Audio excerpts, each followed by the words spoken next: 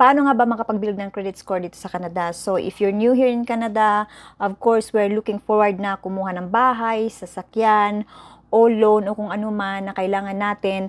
And in order for you to do that, ang mga bangko, ang mga lending companies, etc. ay mangangailangan ng credit score. Bakit nga ba?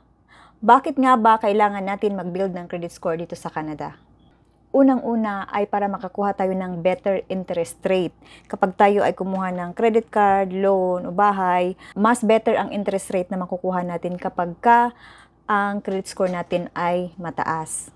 Another reason is sometimes kapag magre-rent kayo ng apartment or kukuha ng cellphone o kung ano mang ganitong types of transactions na gagawin niyo dito sa Canada ay sometimes they will look for a credit score. They will ask for your credit score or credit history para malaman nila kung kayo ba ay good payer or hindi.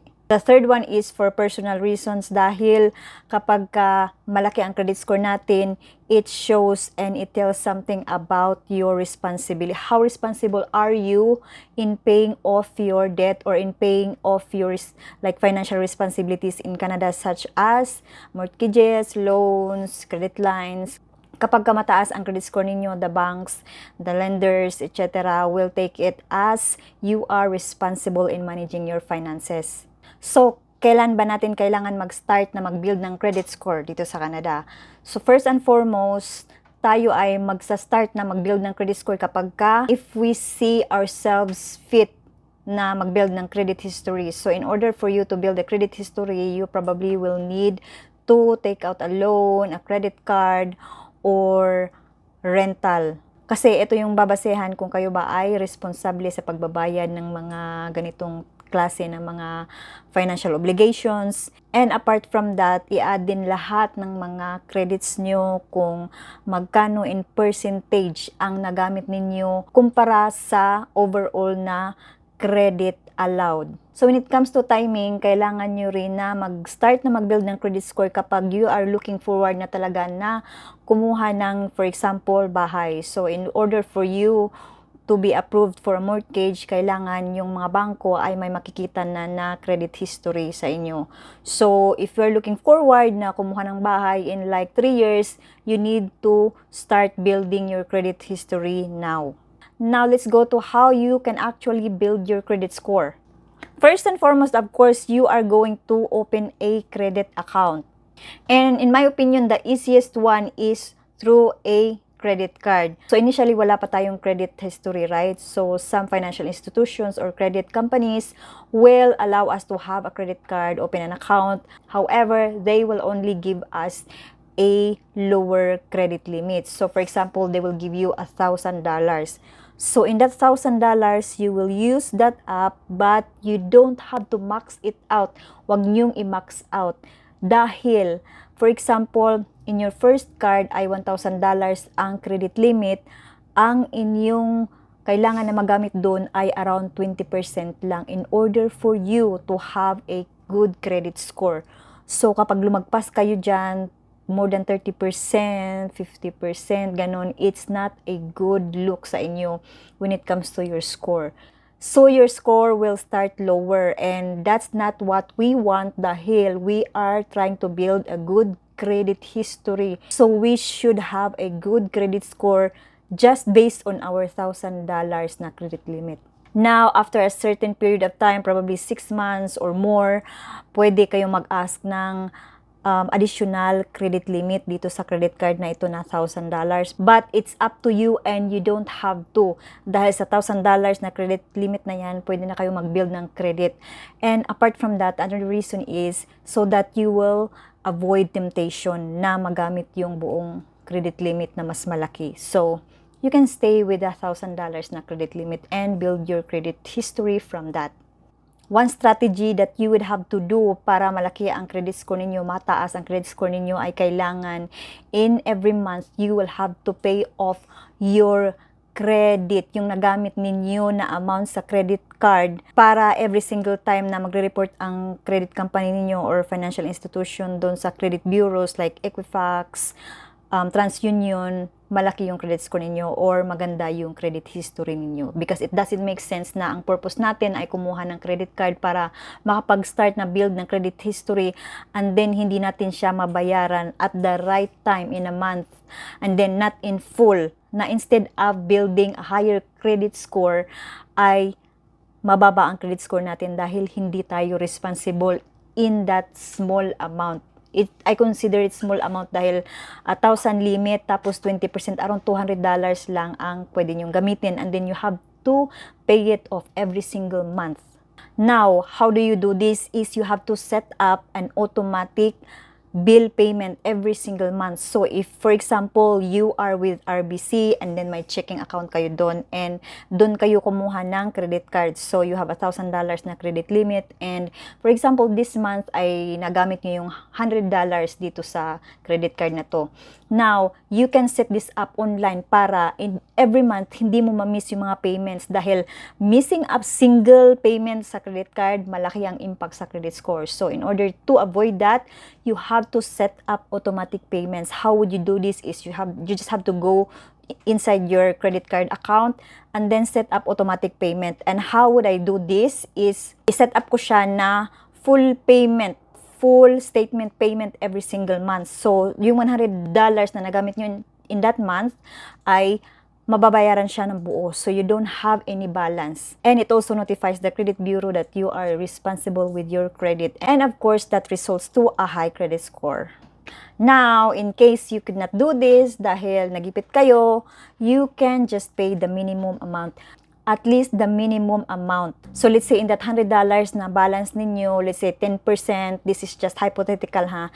So let's say 10% ang interest, so you have $10 to pay every month or in that month, I mean, para hindi yan magding sa credit score ninyo. So para maganda pa rin ang status ninyo sa credit score ninyo, so credit history ninyo. So 10%, like $10, you have to pay $10 in that month na nakagamit kayo ng $100. The next thing that you would have to do, and this is what I do, this is what I've been doing, is to regularly monitor your credit history. So how can you do this is through your bank. First of all, through your bank. Kasi most banks now, you have a credit score link inside your account na pwede nyong ma-view kung magkano ang credit score nyo like right now or currently. So you can do that through your bank and also you can do that through Credit Karma or Borrowell. So these are the two companies na isa-suggest ko kasi ito yung mga ginagamit ko. So Borrowell and Credit Karma because I think Credit Karma pulls credit history from TransUnion and then Borrowell is from Equifax, if I'm not mistaken. I would sign up to those two companies in additional to my bank para ma-regularly check ko yung credit history ko. Dahil doon mo makikita din if in case someone committed fraud and use your identity to acquire a loan or credit card or some type of credit dito sa Canada. So in case someone you know or in case someone close to you who had access to your SIN, accidentally of course because we don't want to share our SIN, no? So in case someone had access to your SIN and decided to use your identity para kumuha ng credit card, makikita nyo rin dun. So this is one of the major reasons na kailangan yung mag-check ng credit history ninyo through these institutions, through these companies. Dahil makikita nyo talaga doon kung may Juan o Pedro na gumamit ng identity ninyo. So those are the how to build your credit history. Now this is how to make it higher or maintain it in a higher score. Now first of all, this is not my personal suggestion, but in case you are deep into your credit, like not necessarily mean deep na malaki na yung ginamit nyo, no? So, deep into like, matagal-tagal na nakapag-build kayo ng credit score. So, kung medyo matagal na kayo sa pag-build ng credit and you decided to have another type of, credit para hindi lang yung credit card yung pagbabasihan ng credit score ninyo. So, this is when you diversify your credit.